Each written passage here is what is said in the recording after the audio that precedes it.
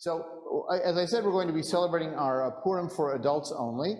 If you notice on the cover of the service, which I'll share on the screen for those on the Zoom, it's triple Aleph rated, just because the Aleph looks a little bit like an X, and no one under Chai, no one under 18 is admitted. So if there's anybody listening in on the Zoom who shouldn't be, bad on you. Well, our opening song is the perfect one for being together again after several months of virtual connection. It's called Hine Ma Tov. And so I invite us all to sing, and those where you are on the Zoom, feel free to sing where you are as well.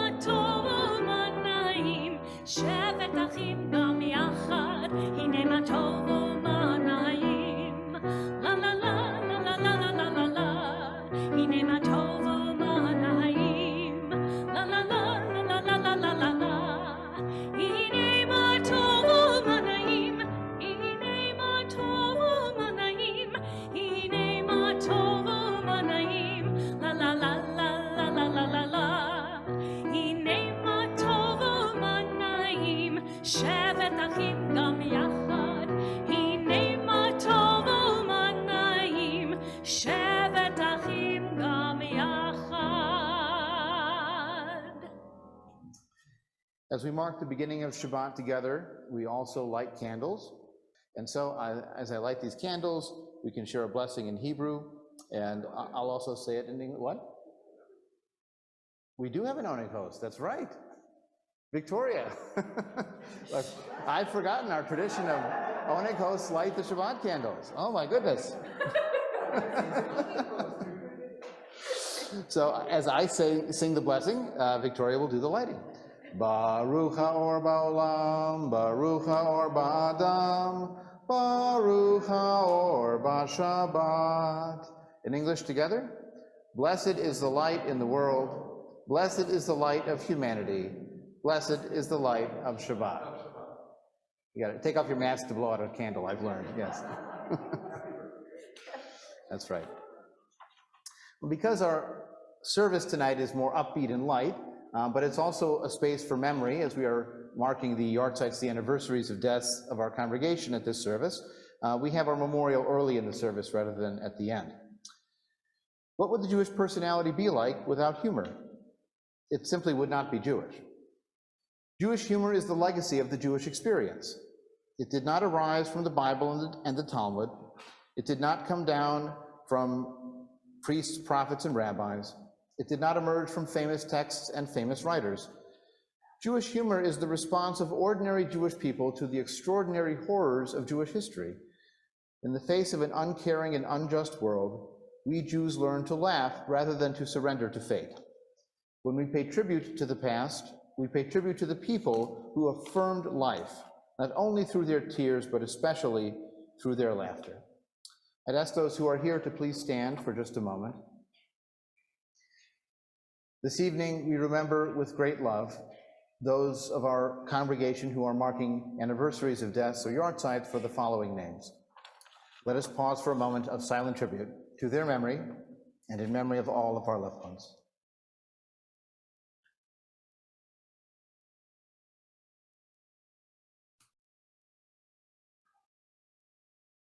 In Jewish life, we say, Zecher Tzadikim Livracha, the memory of good people is a blessing to us. Please be seated as we hear a song of love.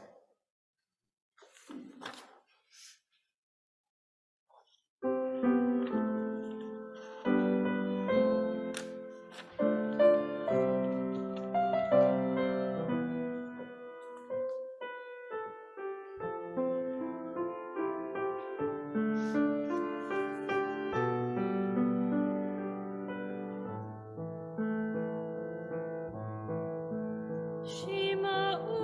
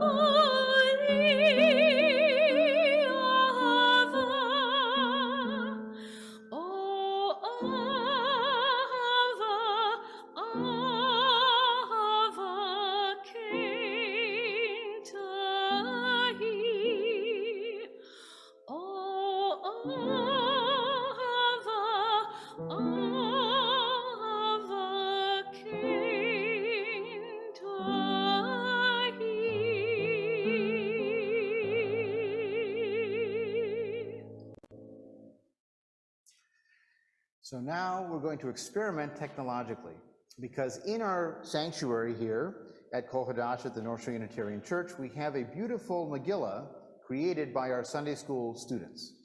And when you hear the phrase observing the whole Megillah or telling the whole Megillah, it comes from the Megillat Esther, the scroll of Esther. Of course, there are other Megillot, there are other scrolls that are part of Jewish life, but this is the Megillah, the one that's the most famous. But it's actually not that long. We think of the whole Megillah as a long thing. The book of Esther is 10 chapters, and chapter 10 is really short. So it really is not that long of a story, but it is a story that's been told over and over again. But the way it's been told may not have been the whole Megillah. That is, the version you hear in Sunday school is not the full version of what happened.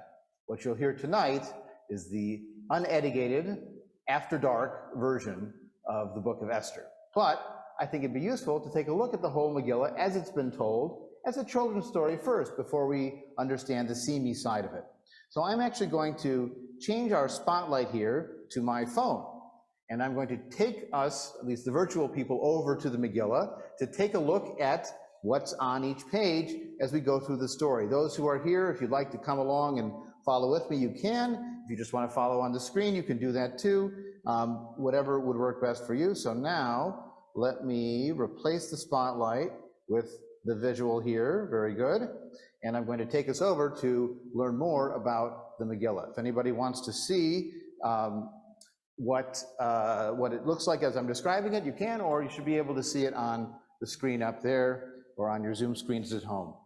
All right, so here we have page 1, panel 1 of our Megillah. And each of these was decorated, illuminated by members of our Sunday school classes.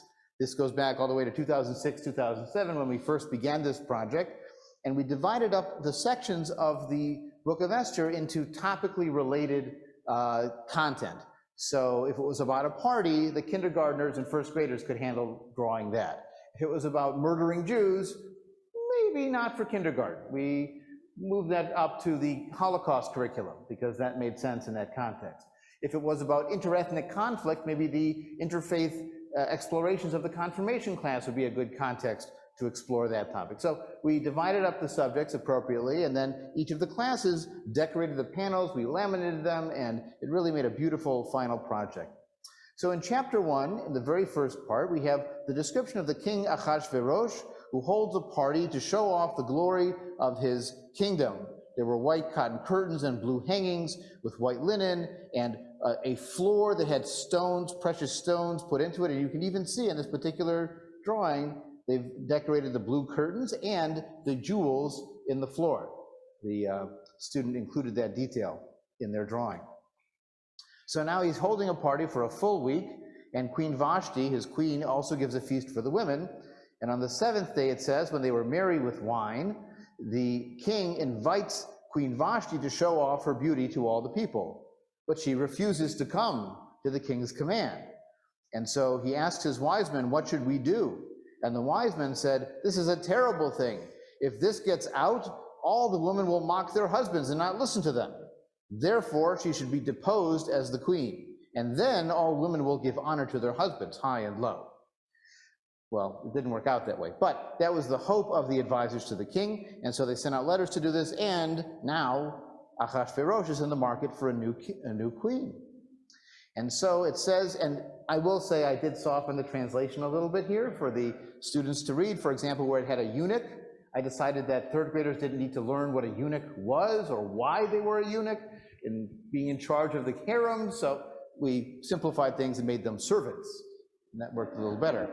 And if they were virgins in the story, they were young girls. You know, so we softened it a bit for younger ears, but as you know now, it's not that soft. So they decide to have a contest, let's say, let beautiful young girls be found for the king, and let them all be brought to the harem in the king's castle. And a Jew in the capital of Susa named Mordecai had actually raised, it's often thought of his, he's her uncle, but actually he's a cousin of hers, like once removed, a different generation at least, he's older.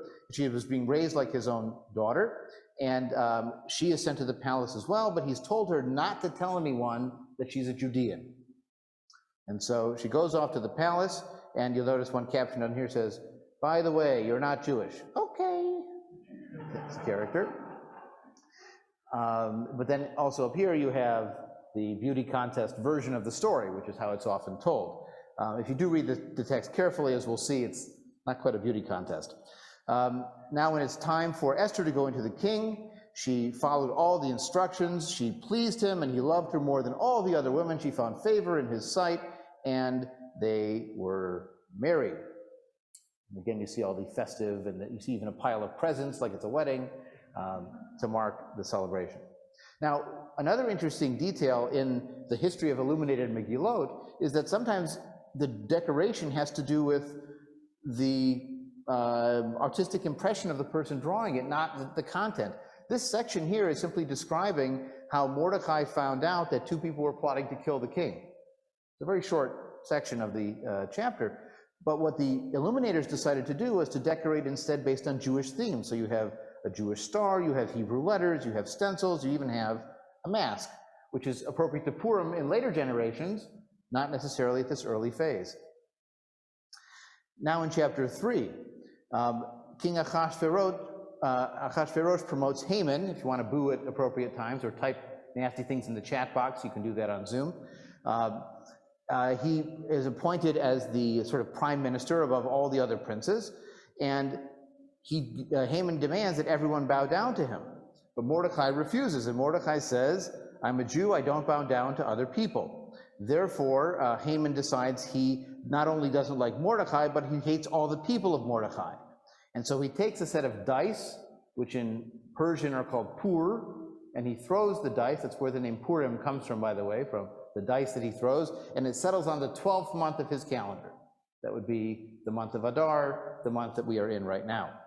And Haman goes to Achashverosh and says, there's a people scattered among your people who have different customs and laws. They should wipe them out, and I'll give you lots of money if you do it. And the king says, lots of money? Great. And they make a deal. Letters are sent out to wipe out all the Jews several months from that date.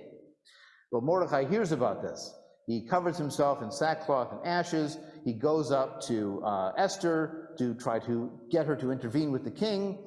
And unfortunately, Esther says that we're not allowed to come in and see the king. It's very dangerous. And you'll see some pictures here of either the money given to the king. You see a lot of pictures of money here. Or you see a picture of someone going to see the king on the jeweled floor, remember, but you're not allowed to do that. And then in a key line, Mordecai says to Esther, do not think that in the king's palace you will escape any more than the other Jews. For if you keep quiet at a time like this, escape and rescue will appear for the Jews from somewhere else, but you and your father's house will die. And who knows if you have not come to the kingdom for a time exactly like this.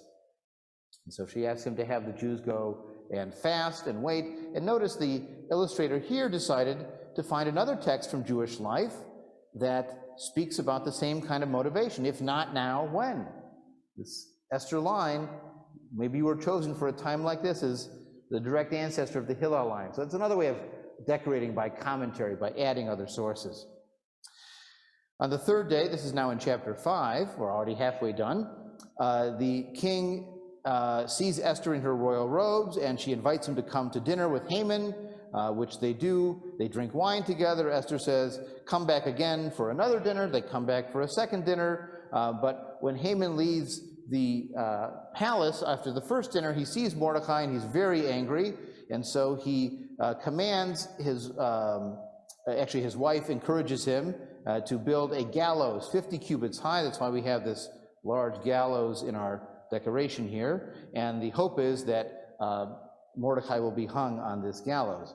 Notice how they add a little dig at the wife again in the story. First you've got Vashti, the disobedient one. Now you've got Zeresh, the wife of Haman, who also is pushing him in the wrong direction.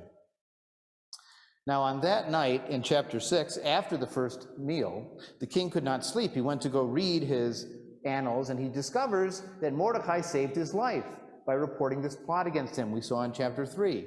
And so he calls Haman to him in a classic ironic turn of story and says, what should be done to someone the king wants to honor? Well, Haman says he should be paraded around town on a white horse. Guess who he honors? He not only honors Mordecai, he makes Haman walk Mordecai around town. Well, that doesn't make Haman any happier, but it does provide some comedy to the story. And again, you see a lot of depictions of the hero on the horse. Well, in chapter 7, that's a key moment where Esther invites Haman and the king over to dinner, and she reveals that she's Jewish. She reveals that Haman wants to wipe her out and her people, and Haman is caught pleading on her couch as if he's assaulting her, and so the king decides to kill Haman right away. In fact, he hangs Haman on the gallows that were designed for Mordecai. And so on that day, the king gives Haman into Esther's hand and gives her the right to allow the Jews to defend themselves, which they do. They send out letters saying the Jews are allowed to fight back, which they do. In fact, they kill thousands, hundreds and thousands of other people who would have wanted to kill them. They kill those people. So it highlights in chapter 9, for example, that they strike back in Susa, the capital. They kill 500 men. And in Susa on the second day, they get to fight again, and they kill another 300 men. And in the other provinces, they killed 75,000 of the people. Maybe we don't cheer that as much these days. That there's a sense of revenge in the story that may have made an oppressed people feel better, but we might feel more sympathy for those getting killed. And then at the end of the story, in chapter 10, they finally assign the right of creating a holiday to Mordecai and Esther, who write a book that describes how to celebrate the holiday, and they send it out to all the people, and you can see here the messengers going out to celebrate the holiday. So that is, in a nutshell, the whole Megillah as presented by our Sunday school classes. And so, now that you've heard the whole story, let's hear the whole story, which is the rated chai, or the rated, chai and up, we'll say. So I'm going to go back to sharing our service because that has some text from the original Megillah, the original text, including some of the sex and violence that didn't make it into the original story. Well, you have this first passage we did already hear about the party where they drink, and Vashti is commanded to come and show the people her beauty. The rabbis, when they read this, interpreted that to me when they said, show up in your crown, they meant show up only in your crown, meaning birthday suit. As we'll see, they interpret something interesting out of that. But that's, again, an allusion to the sexual side of the story, which comes out even more clearly in the next page in chapter 2. So again, here you have the unexplicated version. The king's servants let young virgins of good presence be sought for the king and gather them into the harem. When every maiden's turn came to go to King Ahasuerus, after she had been there for 12 months of purifications, 6 months with myrrh and 6 months with perfume, then she came to the king. Why do you think they had them wait for 12 months? That's right. So they may claim to be virgins, but to make sure there's going to be no confusion about the heir, you keep them for 12 months to make sure they're not pregnant. And so when her turn comes to go to the king, she goes in the evening. In the evening she went, and on the morning she returned to the second harem, to the custody of the king's eunuch who guarded the concubines. And she came to the king no more unless the king enjoyed her and called her by name. What do you think happened in the king's house between evening and morning? Probably not a swimsuit competition or a talent competition. Well, maybe it was a talent competition, but not the kind of talent we think of in beauty contests, right? And you can imagine, I sometimes joke that the second harem had the word used on it, or broken, lightly used. But really, it is a trial run. And then when Esther wins, she finds favor with the king, and he loves her above all the other women, and so he chooses her to be the queen. And then at the end in chapter 9, as I mentioned, we have the fighting back against the others, killing 500 and then another 300 men in Susa, in Shushan, and then in the other provinces, 75,000 of their foes. And then for the Jews, of course, it was a really good day because they had lost so many of their enemies. And so their attitude was, we should celebrate this and make it a day of feasting and gladness. And so we sing, Shalom Aleichem, peace to you.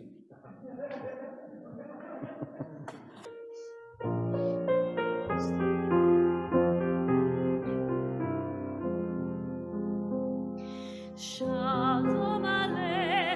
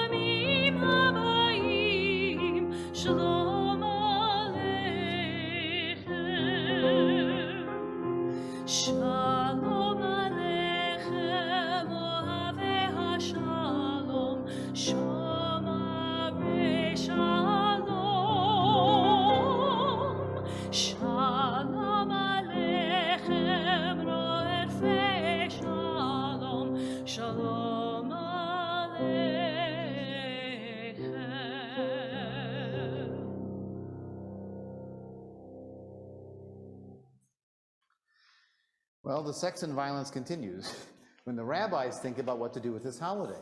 In the original book of Esther, it says it is a Yom Mishteh v'Simcha, a day of literally drinking and rejoicing. But the rabbis have an ambiguous relationship to that drinking. They actually do command that you should drink and even get drunk on Purim, but there's also an edge of the danger of getting drunk. So when they imagine their version of the story, they quote, "Also Vashti made a feast for the women in the royal house." It should have said in the women's house. Rabbah said both Achashverosh and Vashti had an immoral purpose. They were mixing the people. On the seventh day, when the heart's king was merry with wine, was his heart not merry with wine in the previous 6 days of drinking? Maybe it was over the top. And Rabbah said, why highlight the seventh day? The seventh day was Shabbat. The seventh day was the Sabbath, when Israel eat and drink. They begin with Torah study and words of thanksgiving, but the other nations, the idolaters, when they eat and drink, only begin with the words of silliness. And so too at the feast of this wicked one. Some said the Median women are most beautiful. Others said the Persian women are most beautiful. Achashverosh said to them, the vessel that I use is neither Median nor Persian, but Chaldean. Would you like to see her? Interesting metaphor there, the vessel that I use. And they said, yes, but it must be naked. For with the measure with a man measures, they measure him. This teaches us, the fact that they asked to see her naked teaches us that Vashti herself used to take the daughters of Israel, strip them naked, and make them work on Shabbat. I'm wondering about the rabbi who wrote this story and what they're imagining is going on in this palace in Shushan. We don't know. We don't have their illuminated Haggadah. That might not have made it through the censors. And after these things, when the wrath of King Achashverosh was abated, he remembered Vashti, and so he decided against her. As she had done, so it was decreed against her. If they wanted her to show up naked, she must have made Israelite women show up naked, and therefore that was just punishment. Well, maybe, but it's certainly an interesting rabbinic fantasy. And then we have the famous passage, it is the duty of a man to mellow himself with wine, so he cannot tell the difference between Arur Haman, cursed be Haman, and Baruch Mordechai, blessed be Mordechai. Once Rabbah and Rabbi Zerah joined together in a Purim feast. They became mellow, mellow, right, shikers, actually. They were drunk. And Rabbah stood up and cut Rabbi Zerah's throat. On the next day, he prayed for him and revived him. The next year, Rabbah said, will your honor come and we will have the Purim feast together? Rabbi Zerah said, a miracle does not take place on every occasion.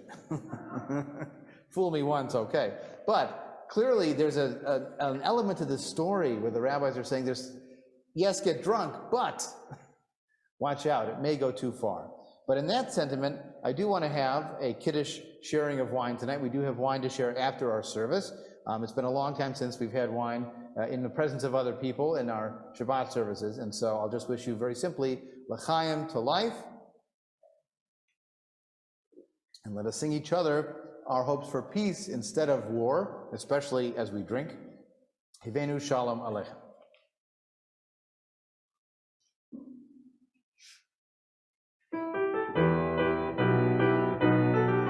Hivenu shalom aleichem. Hivenu shalom aleichem. Hivenu shalom aleichem.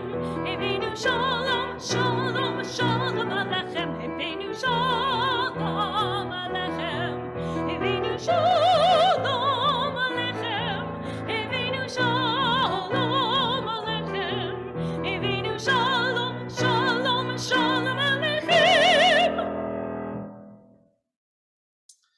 Well, now we're going to test your knowledge of Purim. And I'm actually going to change our view a little bit so we can see more of our online participants. And if they want to use the chat box to answer some of these questions, they are welcome to do so. So, our first question is, Haman Tashin are really based on A, Haman's ears, B, Haman's hat, C, Haman's pockets, or D, a poppy seed pastry. So, how many votes for A, Haman's ears? How many votes for B, Haman's hat? A lot of Haman's hat voters. How many votes for C, Haman's pockets? I see one or two. And any votes for a poppy seed pastry? David votes for a poppy seed pastry. In fact, the correct answer is D, a poppy seed pastry. And it helps if you know German, because of course Yiddish, that medieval Jewish language, is based on medieval German, and a tash means a pocket. And in German or in Yiddish, mon means poppy seeds. So a montash is a poppy seed pocket, and then eventually it was added on to with a pun of hamontash, and there you go. So someone says, what about that song? My hat is three corners has my hat. Or in Hebrew, actually, they're called oznei Haman, Haman's ears, as if he were Vulcan or Romulan or something, I'm not sure. But the reality is that those are later explanations. Once that original meaning had been lost or forgotten, but they still wanted to use that concept. I mean, after all, three-cornered hat, that's what the colonialists wore, right? You know, nothing wrong with that hat from an American perspective. Okay, second question. The first reference outside the Bible to Purim comes from A, the Dead Sea Scrolls, B, the Talmud, C, that ancient book, TV guide, or D, the Book of Maccabees. How many votes for A, the Dead Sea Scrolls? No. B, the Talmud? A couple. C, TV guide? No. D, the Book of Maccabees? All right, well, the answer is, in fact, the Book of Maccabees. At the end of that Book of Maccabees, it does refer to a Yom Mordechai, a day of Mordechai. That was the day after a particular victory that they won. So here we have evidence from the Book of Maccabees. There was a day of Mordechai. We don't know exactly what they did, what they read, what it was about, but there's some reference to it. And that dates to around the year, let's say, 100 BCE. So that's a relatively contemporaneous source to when the book is written, as we'll see. Mordechai's name is closely related to A, his father's accountant, Morty, B, the Hebrew for life, Chai, C, the Babylonian king god, Marduk, or D, an ancient Hebrew drinking game. So, how many votes for A, his father's accountant, Morty? Okay. B, the Hebrew for life, Chai, Mordechai. C, the Babylonian king god, Marduk. Okay, a lot more votes for that. Or an ancient Hebrew drinking game. Well, that's a joke answer. Although I guess if you drink enough, you might choose that answer. No, the answer is Marduk, and Esther also, as we'll see, might have a connection too. But this is a classic case of having your general name, as well as a Hebrew name as a separate name. So Mordechai might have been based on the character of Marduk, or it could just have been his Persian name that he went around on the street with. So now Esther's name, we'll see in the next one, comes from A, the Hebrew for secret or to hide, Seter, B, the Babylonian for her Hebrew name, Hadassah, which is referenced in the Megillah, C, her great aunt Esther, who didn't have her own children, so she was named after her, or D, the Babylonian fertility goddess, Ishtar. So some of you might think Ishtar, right? It's interesting, it could also be A, because that does fit her story, right? She hides, she keeps a secret. So Esther, I will hide, might work well for her name too. And it does highlight that while she does have a Hebrew name, Hadassah, Hadassah is a particular kind of tree. So that's not a translation into Persian. So B and C are not the right answer. But it could be A or D, actually. The book of Esther was almost left out of the Bible because A, Esther marries a non-Jew who probably didn't convert. After all, if he didn't know that she was Jewish, why would he have converted? I'm not going to tell you why, but you need to go to this bath and get something cut off. And I don't think that would have flown with the king. B, Mordecai pimps his niece or his cousin to the Persian king. C, too much sex and violence for the Bible. Or D, God is never mentioned in the story. Well, how many votes for A? Esther marries a non-Jew who didn't convert? Anyone voting for B? Mordecai pimps his niece to the Persian king? Got a B. C, too much sex and violence for the Bible? Nah. If you've read other parts of the Bible, it's not too much.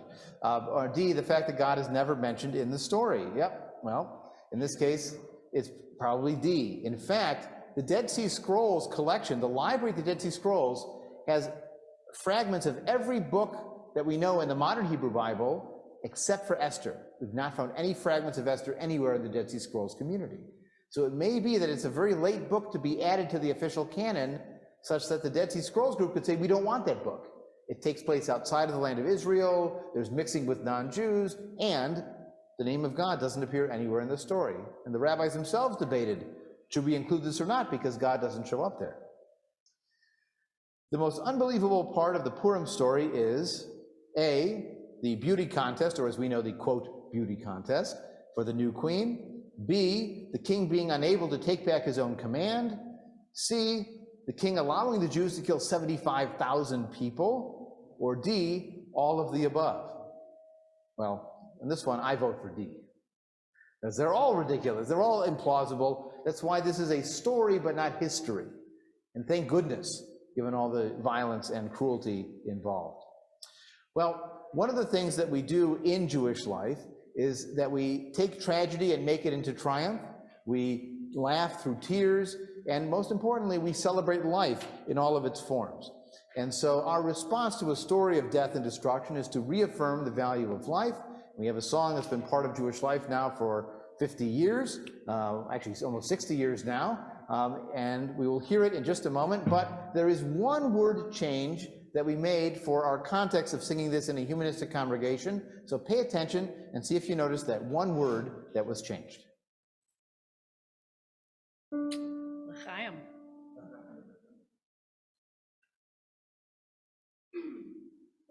To life, l'chaim, l'chaim, l'chaim, to life.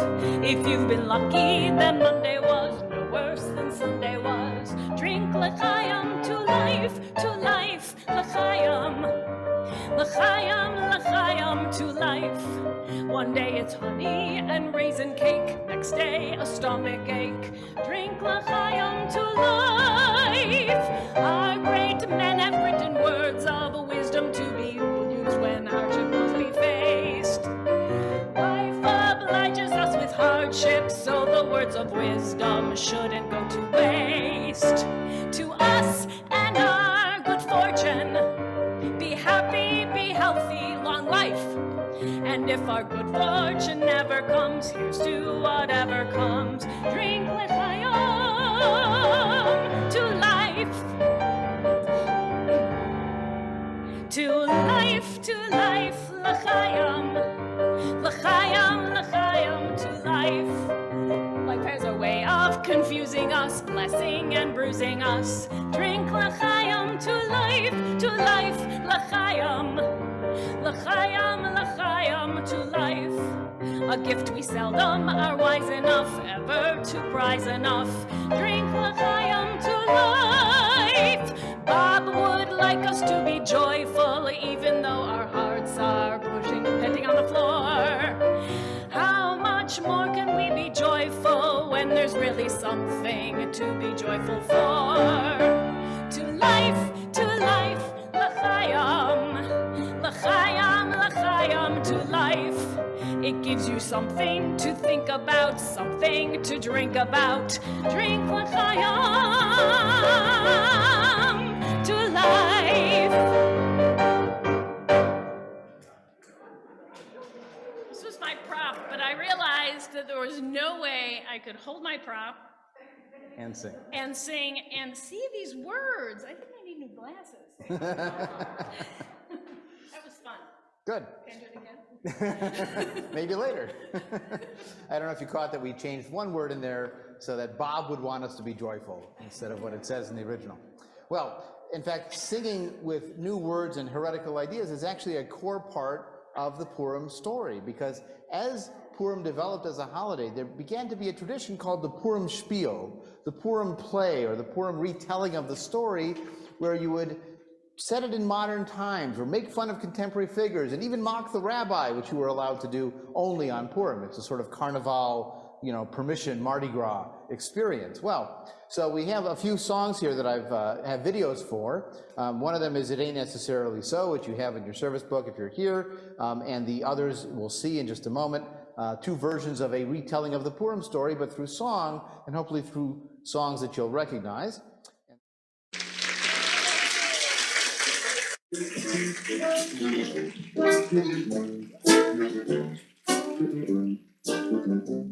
It ain't necessarily so. It ain't necessarily so. The things that you're liable to read in the Bible, it ain't necessarily so. Little David was small, but oh my. Little David was small, but oh my. He fought big Goliath, who laid down and died. Little David was small, but oh my. Badu, badu, scat-a-dip, chibba-dip-a-dip, scatty-wah, scatty-wah. Flitter-the-gummy got the skumma-doo, do-the-gip-it-say,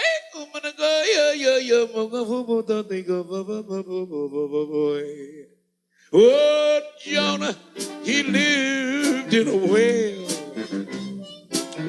Jonah, he lived in a whale. He made his home in that fish's abdomen. Jonah, he lived in a whale. Little Moses was found in a stream. Little Moses was found in a stream. He floated on water till old Pharaoh's daughter, she fished him, she said, from that stream. Badu, gat-a-dip, skip-a-dip-a-dip, scatty-wah, scatty-wah. Flitter-the-gummy got that scoop-a-doo, do-the-gip-it-say,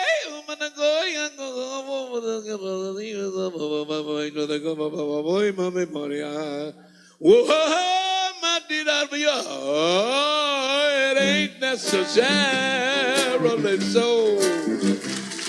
It ain't necessarily so. To tell all the children the devil's a villain, it ain't necessarily so. To get into heaven, don't snap 4 or 7. Live clean, have no faults. I take the gospel whenever it's possible, but with a grain of salt. Methuselah lived 900 years. Methuselah lived 900 years. But who calls that living when no gal will give in to no man? What is 900 years? I'm preaching this sermon to show it ain't necessary, ain't necessary, ain't necessary, ain't necessary, ain't necessarily so.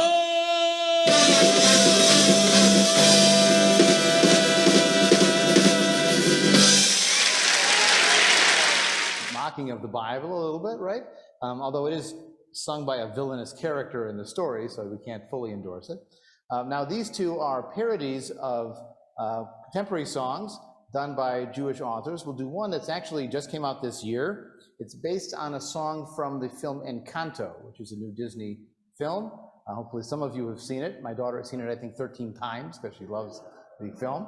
But this is called We Don't Talk About Haman.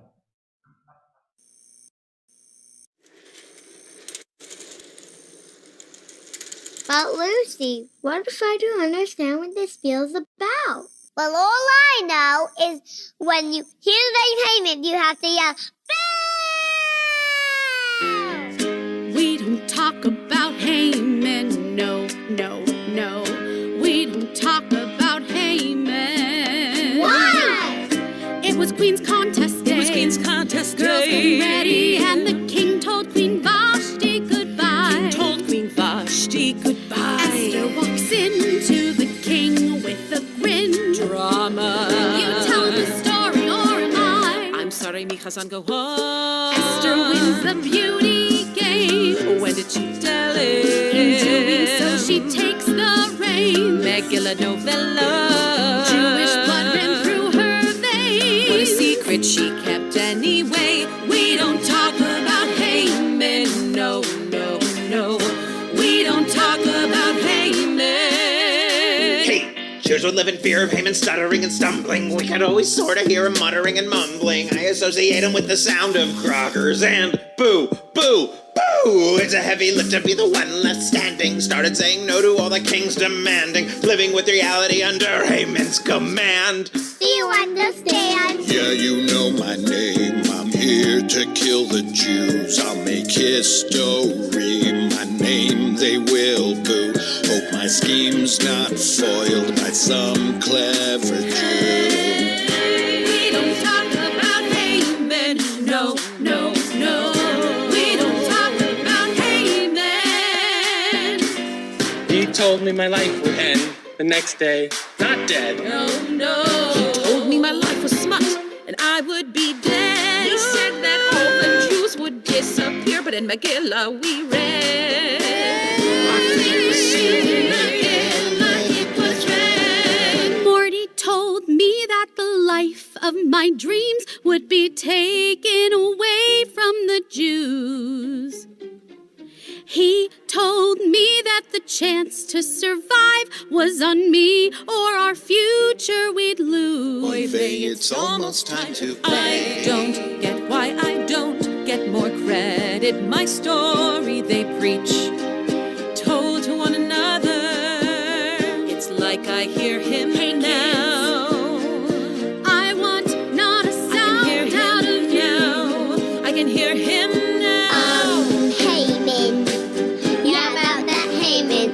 We really be hearing him Haman. Give us the kids and the horses, please. Okay, kiddos, your moment's here. Time for robbers. Stuttering and stumbling. We could always sort of hear him muttering and mumbling. I associate him with the sound of Crockers and boo, boo, boo. The heavy enough to be the one left standing. Started saying no to all the king's demanding. Living with reality under Haman's command. I'm sorry, mi Chazan, go home. Jews would live in fear of Haman stuttering and stumbling. We could always sort of hear him muttering and mumbling. I associate him with the sound of Crockers and boo, boo, boo. The heavy enough to be the one left standing. Started saying no to all the king's demanding. Living with reality under Haman's command. Why did I talk about Haman? I never should have Haman. This is by Temple Emmanuel of Beverly Hills. So they had the video professionals in-house, right? And this last one is also by a cantor. I forget which congregation it is. It's a retake on Don't Stop Believing.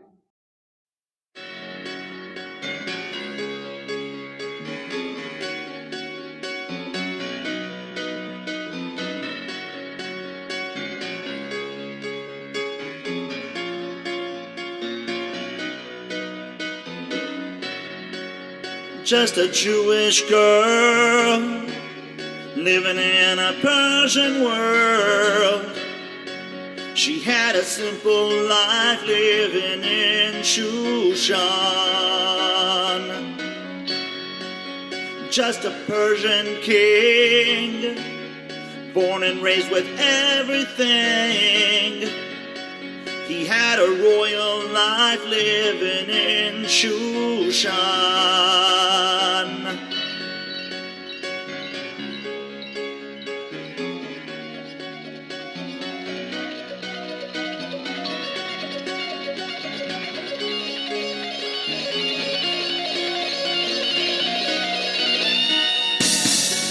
The queen was told she had to go. She stood her ground when she said no. Now the king needs another queen. It goes on and on and on and on. Beauty contest. Someone says she wants a shot. Her uncle loves her. She's in light. He says, sweetheart, Don't tell anyone you're Jewish. Hide it, and you'll be alright.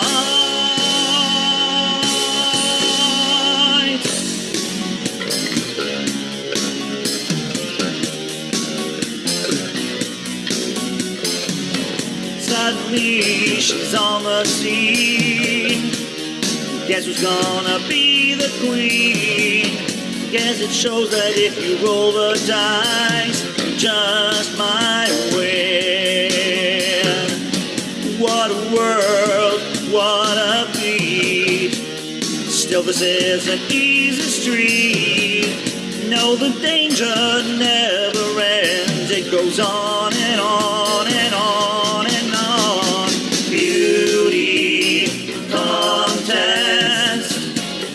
Someone says she wants a shot. Her uncle loves her. She's his lying. He says, sweetheart, don't tell anyone you're Jewish. Hide it, and you'll be alright.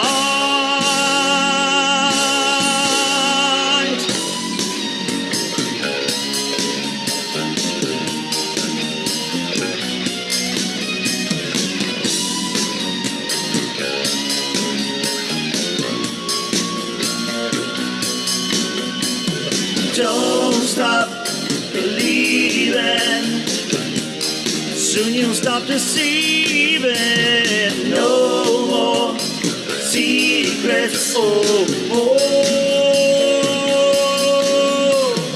Don't stop believing. Soon you'll stop deceiving. No more secrets. Oh, oh. Don't stop believing. Soon you'll stop deceiving. No more secrets. Oh, oh. Don't stop. All right, so a few examples of retelling the story in creative veins in modern times. There's plenty of ways that you can reconnect with the story in your own way. We actually have one of our own that I wrote some years ago when we first did our first adult Shabbat. You may know the song Dona Dona, which is an old folk song. I think Joan Baez did a version at one point. Well, I decided that that would be ripe for parodying for a Purim context, and so we adapted it from Dona Dona to Donut Donut. And so if you feel comfortable joining us and singing in the chorus, please do. But in the meantime, I'll turn it over to our musical accompaniment with Ellen, and off we go with Donut Donut. And I'll share it for those who are looking remotely.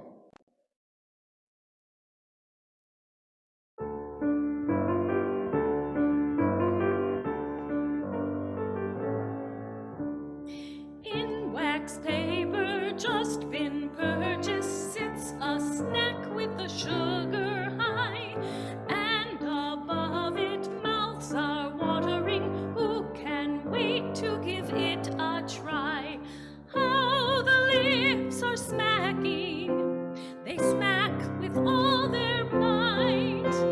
Snack and snack the whole day through and eat them up all night. Donut, donut, donut, donut. Donut, donut, donut, do. Donut, donut, donut, donut. Donut, donut, donut, do. No one needs them, we all want them. Only saints can eat only one. Atkins, South Beach, diet, exercise, but the mouth wants to have some fun. How the lips are smacking, they smack with all their might. Snack and snack the whole day through and eat them up all night. Everybody.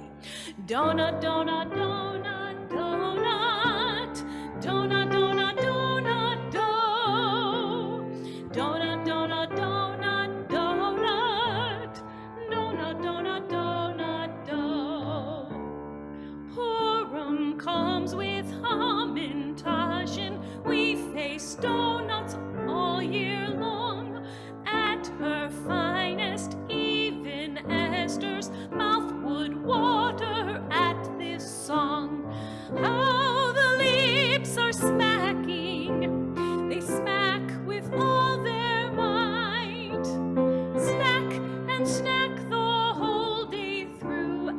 eat them up all night. Donut, donut, donut, donut. Donut, donut, donut, dough. Donut, donut, donut, donut. Donut, donut, donut, dough.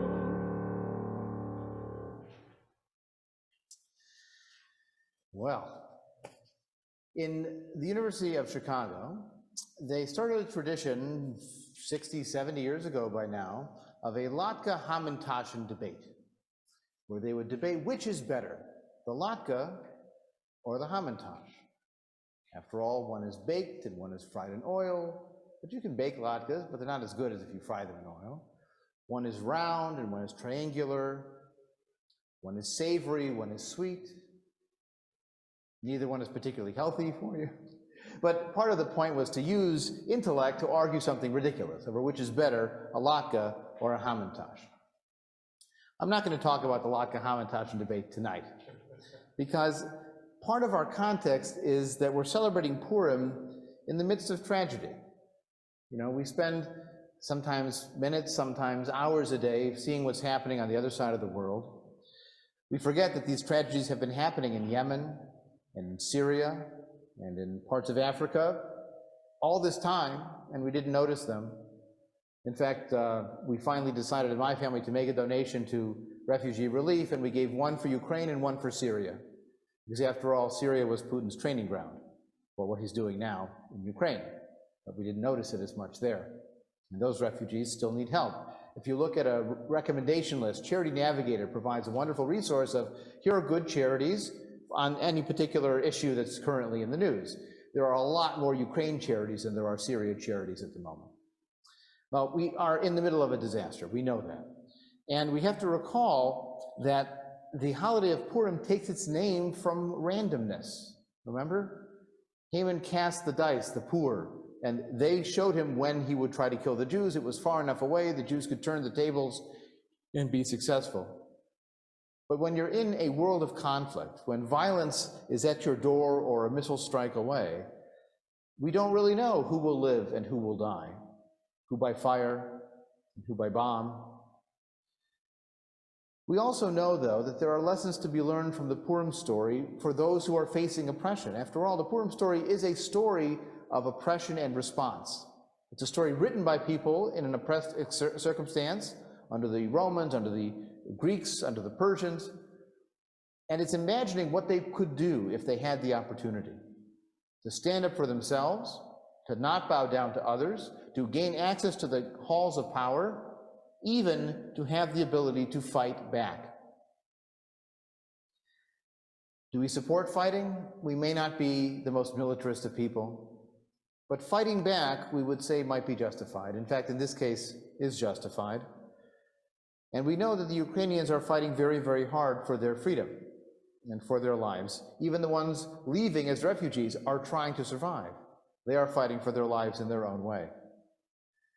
There's something profound about the book of Esther for us in this moment as well, and that is, it is the most humanistic book you'll find in the Bible. Ecclesiastes asks hard questions about justice and about how the world works and is there a fair judgment at the end, but it still believes in a God, and it's very cynical, it's very depressed. What Esther provides is the hope of humanism, and the hope of humanism that comes from people acting.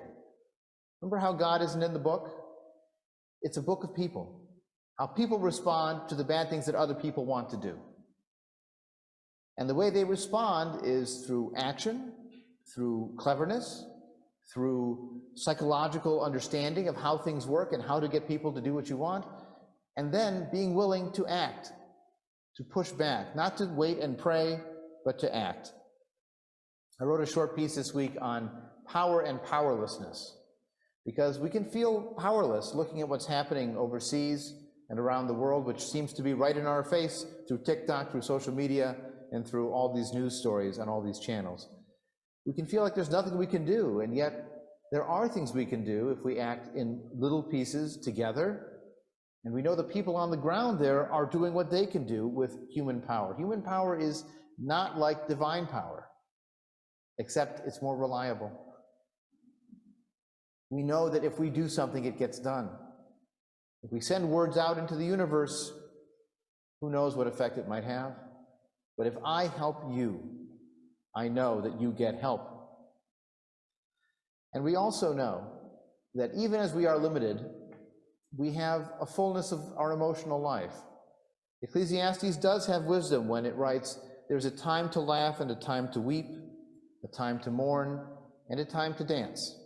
These are all part of our lives, and even as we mourn those losing lives elsewhere and suffering, we know too that as they find joy, as they can, we too can find joy in our lives. We've come through a pandemic with hundreds of thousands dead in this country, and yet we are still willing to sing to life, to our lives, to remember their lives, and to create new lives, and to celebrate while we are here. We have such little time. Perhaps it is appropriate for us to find joy where we can and make meaning whenever we can. And so as we turn the page to page 9 in our service, we have a song that offers Yiddish wisdom of life. It's called Tumbalalaika, but you'll notice this is a song both of joy and of tears, that these are part of the fullness of our lives.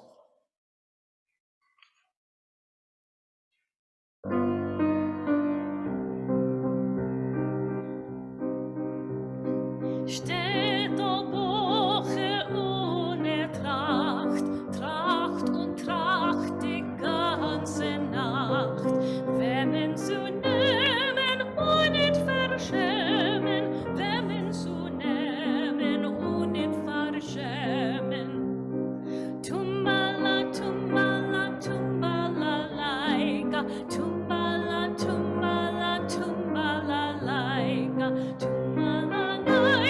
Spiel balalaika, tumbalalaika, frelach so sein. Tell me, tell me, tell me true, what can grow without the dew? What can burn for years and years? What can cry and shed no tears?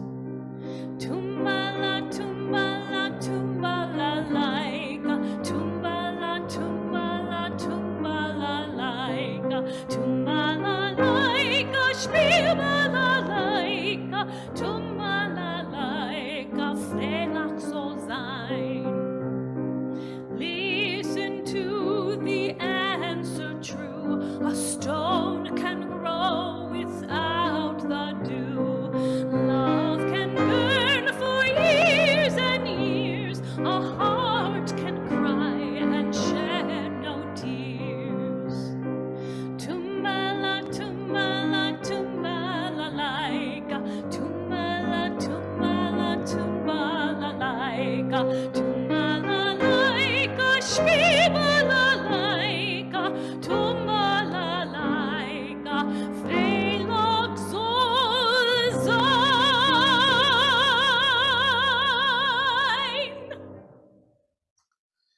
Well, we here in person at our service have a wonderful Oneg Shabbat awaiting us. I don't know what you have at your house, but feel free to raid your pantry wherever you are. We have our last page of our service, which has a couple of parting shots, including a picture at the bottom of a gorilla eating a piece of matzah, captioned, "Really connecting with our ancestors," which we'll do next month for Passover.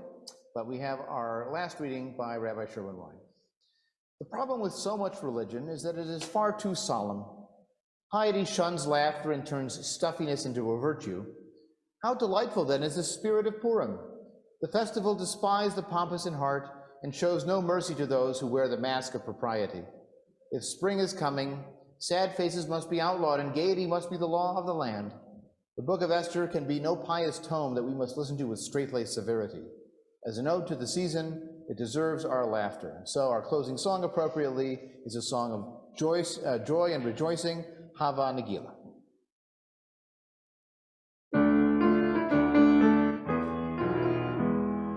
Havana,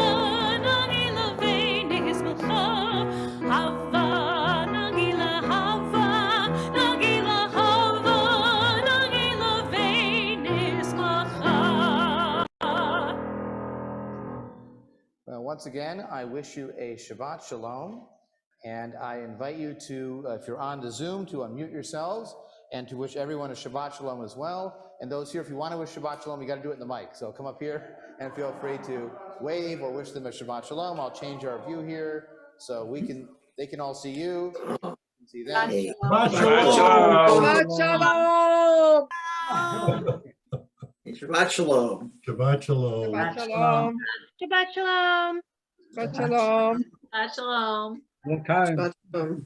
Shabbat Shalom. All right, well, we're going to eat, so you're welcome to chat amongst yourselves.